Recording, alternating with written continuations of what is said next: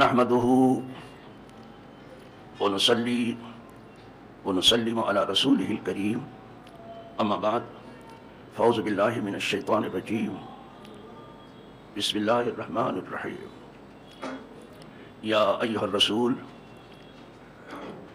بلغ ما انزل اليك وان لم تفعل فما بلغت رسالته والله يعصمك من الناس ان الله لا يهدي القوم الكافرين صدق الله مولانا العظيم وبلغ رسوله النبي الامين الكريم ونحن على ذلك من الشاهدين والشاكرين والحمد لله رب العالمين. برادران دینی و یقینی قابل صد احترام حاضرین و ناظرین، موجودین و غائبین، خواتین و حضرات،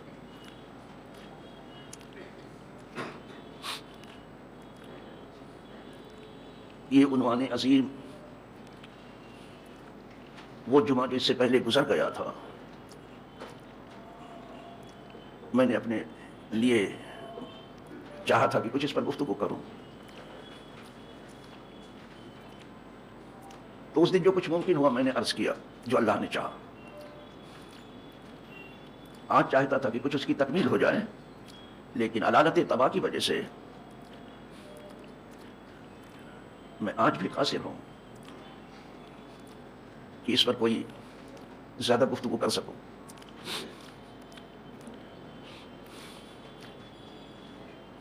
ارشاد ربانی ہے کہ اے رسول،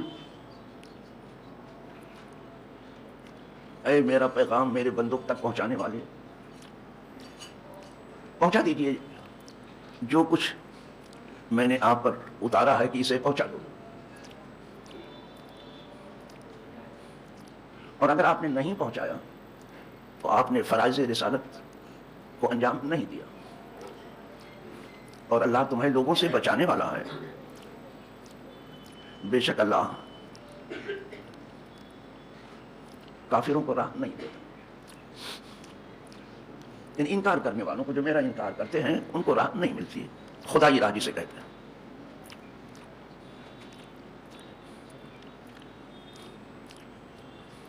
تو جو کچھ پہنچانے کے لیے اترا تھا وہ حضور کی ذات ستودہ صفات نے سب پہنچا دیا، سب پہنچا دیا.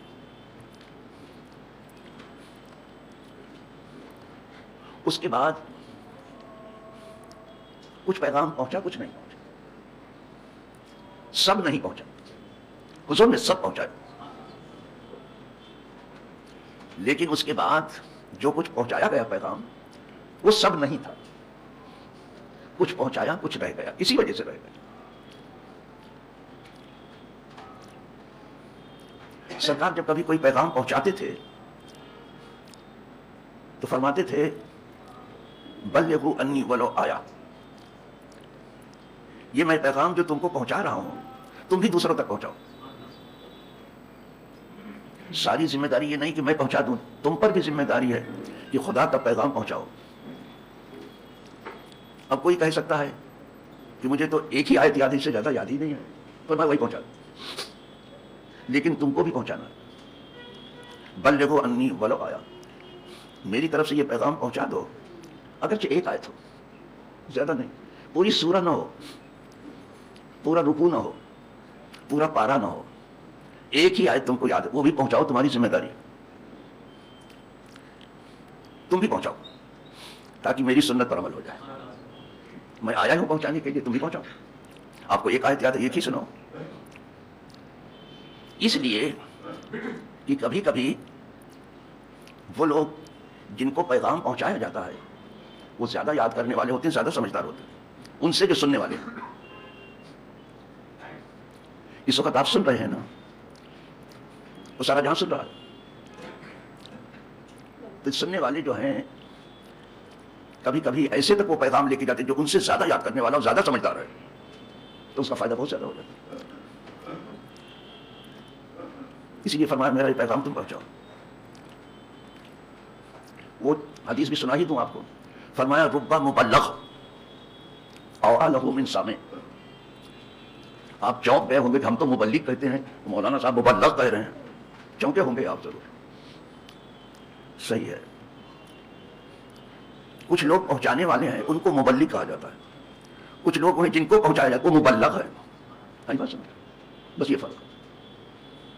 فرمایا کہ بہت بار ایسا ہوا کہ جن کو پیغام پہنچایا گیا وہ زیادہ سمجھدار تھے, وہ زیادہ عمل کرنے والے تھے. بات سمجھ, لہٰذا پیغام پہنچاؤ, اس کا فائدہ بہت ہے. فإن رب مبلغ أوعى له من سامع, اس لیے کہ بہت سے پہنچائے گئے ایسے ہیں کہ زیادہ یاد رکھنے والے ہیں, زیادہ عمل کرنے والے ہیں, زیادہ جان چھڑکنے والے ہیں سننے والوں سے, اس لیے پہنچا گا. ہم لوگ جو اپنی زبان میں بولتے ہیں نا کہ چراغ تلے اندھیرا بولتے ہیں, تو کبھی کبھی سامنے والے جو ہے وہ ایسے سن لیتے ہیں, بس نہ یاد کر پاتے ہیں نہ عمل کر پاتے.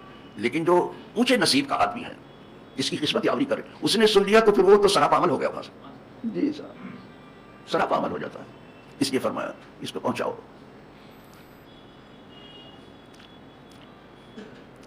حضرت اویس قرنی رحمۃ اللہ تعالی علیہ سامنے سے حضور کو سننے والے نہیں تھے, دور سے سنا تھا, لیکن اتنے بڑے عاشق ہو گئے حضور کے وہ کہ ان کا عشق ضرب المثل ہو گیا.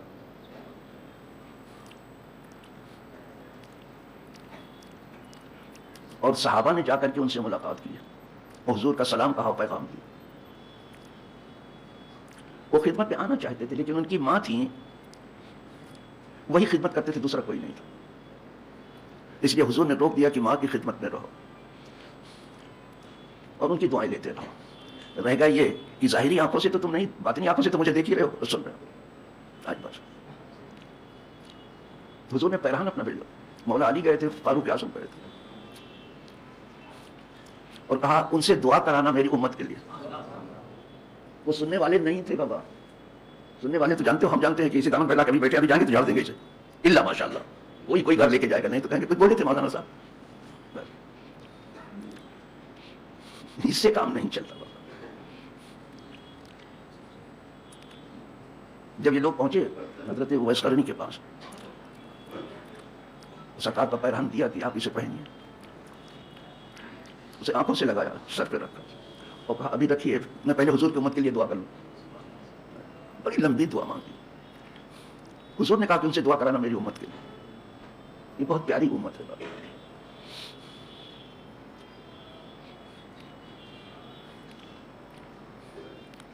دعا کی انہوں نے اس امت کے لیے. اسی لیے ہماری آپ کی بھی ذمہ داری ہے کہ حضور بھی اس امت کے لیے دعا کرتے تھے, وہ سنت ہم بھی ادا کریں. یہ نہیں کہ جس قبر پہ کھڑے ہیں صرف قبر والے کے لیے دعا کر دیں, پوری امت کے لیے دعا کریں. حضور یہ بھی چاہتے تھے میری امت بھی دعا کرے, اس لیے کہا تھا. تو وہ اس قرنی کا دعا کرنا, امتی کا دعا کرنا, ان کا بھی طریقہ. بہتوں کی بخشش ہوئی ان کی دعا سے, سب کام کر لیا, پھر پیرہن پہنا. تو عرض یہ کر رہا تھا کہ جو کچھ کہا جائے, تھوڑا کہا جائے یا زیادہ کہا جائے, اس پر عمل کرنے کے لیے کوشش. بسیار گوئی میں کچھ رکھا نہیں ہے, بہت زیادہ بولنے میں کچھ نہیں رکھا ہے. تھوڑا سا بولا جائے, تھوڑا سا سمجھا جائے, لیکن زیادہ عمل کیا جائے. نہیں بس.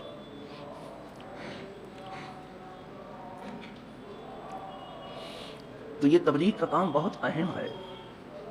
اگر آپ کی تبلیغ سے کسی ایک کو بھی راستہ مل گیا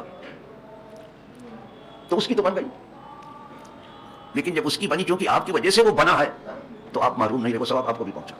عالم کا ثواب اسی لیے بہت بڑھ جاتا ہے, اس کو سن کر کے قریب و دور کے کچھ لوگ تو بنتے ہی ہیں. ایک بات اور پتہ کہ آپ کو بتاؤ, جب کسی مجمع کو خطاب ہوگا تو نہ پورا مجمع عمل کرے گا, نہ پورا مجمع پہ عمل ہوگا. ہمیشہ کچھ عمل کرے گے, کچھ عمل نہیں کرے گا. کبھی نہیں ہوگا کہ ایسا ہو کسی مجمع کو خطاب کرے. نہ سب بے عمل ہوں گے, نہ سب با عمل ہوں گے. کچھ کریں گے, کچھ نہیں کریں گے. اور یہ بھی سمجھیے کہ تھوڑے ہیں جو کریں گے, یہ سب پتے کی بات بتا رہا ہوں, لفاظی نہیں کر رہا ہوں. بہت ہے کہ نہیں کریں گے, یہ سب معلوم ہے. لیکن ہمیں حکم ہے کہ ہم بیان کرتے جائیں. اب اللہ جسے چاہے راہ دے دے, اللہ یہدی من یشاء, اللہ جسے چاہتا ہے راہ دے دیتا ہے. سمجھ لیں, ہم تو ہمارا کام تو صرف بیان کرنا ہے اور آپ تک پہنچانا ہے. اسی لیے جانتے مقرر آخر میں کیا کہتا ہے, وما علینا الا البلاغ. کیا کہتا ہے؟ اگر آپ سے اتنا کوئی آج پوچھ لے کہ یہ کیا کہتا ہے آخر میں مقرر, تو آپ کو یہ بھی نہیں معلوم. اور اگر کسی کو معلوم اٹھ کے کہہ دے کہ میں بتاتا ہوں, اس کا کیا مطلب نہیں بتا سکتا. مومنوں کی دینی غفلت بے تحاشا بڑھ گئی ہے. کوئی حد نہیں ہے. آخر میں ہر مقرر کہتا ہے وما علینا الا البلاغ. ہماری ذمہ داری اس کے سوا کچھ نہیں ہے کہ میں پہنچا دوں. پہنچانا ہماری ذمہ داری ہے, سمجھے گا. عمل کرانا ہماری ذمہ داری نہیں ہے. بلاغ کے معنی پہنچانا, ہم لوگ صرف پہنچانے والے ہیں. اس سے زیادہ ذمہ داری وما علینا الا البلاغ. لیکن جہاں بھی آپ نے واز کیا ہے اس میں کوئی نہ کوئی تو اسے اپنے دل میں رکھ ہی لیتا ہے. اب یہ اس کے لیے صدقہ جاریہ ہو گیا, کیونکہ آپ کی وجہ سے اس کو راستہ ملا. لہٰذا جب جب اس کو ثواب قدرت دے گی تو جس نے اس کو راستہ دیا اس کا بھی ثواب چالو ہے. ابھی تو ہمارا آپ سب کا اعمال نامہ کھلا ہوا ہے نا, نیکی بھی لکھی جا رہی ہے, برائی بھی لکھی جا رہی ہے, دونوں لکھا جائے. جس دن ہم آپ آنکھ بند کریں گے اور موت کی آغوش میں پہنچ جائیں گے, نامہ اعمال بند. اب کچھ عمل ہی نہیں تو کیا لکھا ہے؟ فرشتے نامہ اعمال لپیٹ دیتے ہیں, لیکن 3 طرح سے کھلا رہتا ہے. 3 طریقہ ہے کہ مرنے کے بعد بھی نامہ اعمال فرشتوں کو کھولنا پڑتا ہے. یہ پڑوس میں حاجی اسماعیل حاجی حبیب آرام فرما ہے, جنہوں نے مسجد بنائی ہے, کھلا ہوا ہے ان کا نامہ اعمال اس وقت, کھلا ہوا مرنے کے بعد. اسی طرح سے جب کسی عالم نے اپنا علم قوم میں چھوڑا تو جب اس علم پر عمل ہوگا اس کا نامہ اعمال کھولنا پڑے گا, فرشتے لکھتے ہیں. یہ 2 طریقے پر. تیسرا طریقہ ہے کہ نیک اولاد کو چھوڑ دے جائے. جس نے نیک اولاد چھوڑی ہے وہ نیک اولاد جب بھی ہاتھ اٹھائے گا اپنے لیے تو اس کے ماں باپ محروم نہیں ہیں. اس لیے اپنی اولاد کو نیک بناؤ. پٹاخہ چھوڑنا تو بتا دیا آپ نے, باجا بجانا بچا دیا ہے, سب نہیں کرتے ہیں مجھے معلوم ہے, کچھ ہی لوگ کرتے ہیں. ان کو نیک بناؤ,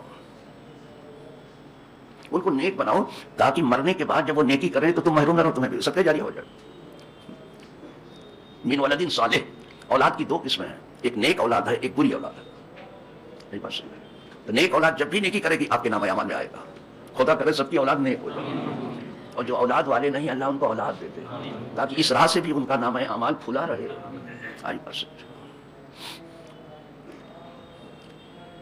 تو یہ بہت اونچا کام ہے. حضور نے جو علم پیش کیا ہے وہ پبلک میں لانا بہت اونچا کام ہے, صدقہ جاریہ بنتا ہے.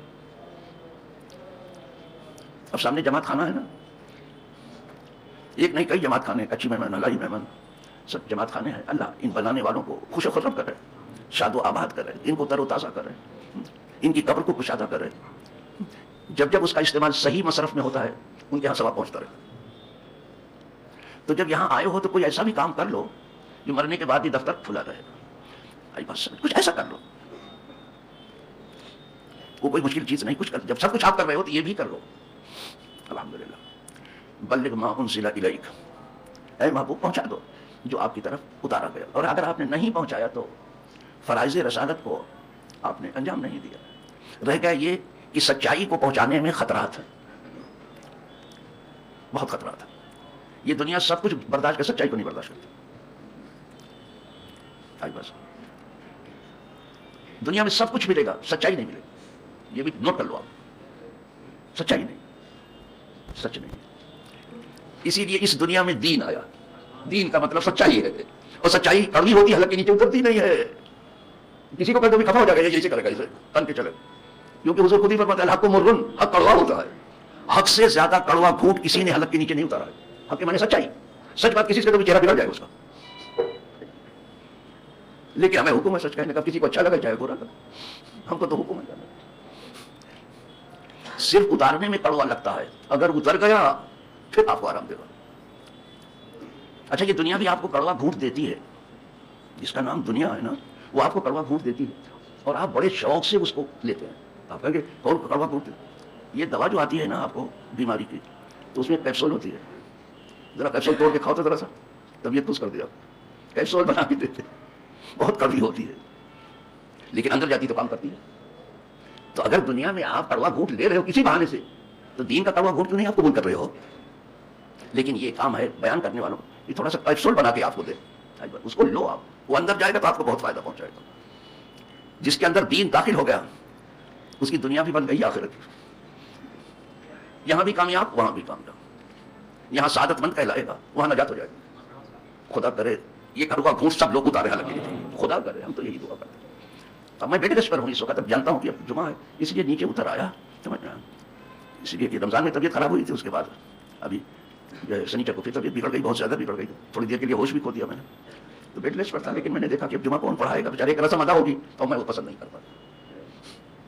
یہ دین ہمارا رسم نہیں ہے. دین ہمیں اپنی جان سے بھی زیادہ عزیز ہے. اگر ہمیں جان پیاری ہے تو جان سے بھی زیادہ جو چیز پیاری ہمارا دین ہے. بس جان تو جانے کے لیے, دین رہنے کے لیے. جان کی آپ کتنی بھی حفاظت کر جائے گی, اس کو جانا جائے, لیکن دین کو رہنا خدا کرے ہمیشہ رہے, تو جو رہنے والی چیز ہے. اس لیے اتر آیا. آج اس تھوڑی سی بات پر آپ اکتفا فرمائیں. اور ایک بات جو کہہ دیا, جو کچھ سن رہے ہیں دوسروں کو سنائیں اور پہنچائیں تاکہ آپ کا بھی ثواب بڑھے اور حضور کی سنت ادا ہو. وآخر دعوانا ان الحمد للہ رب العالمین.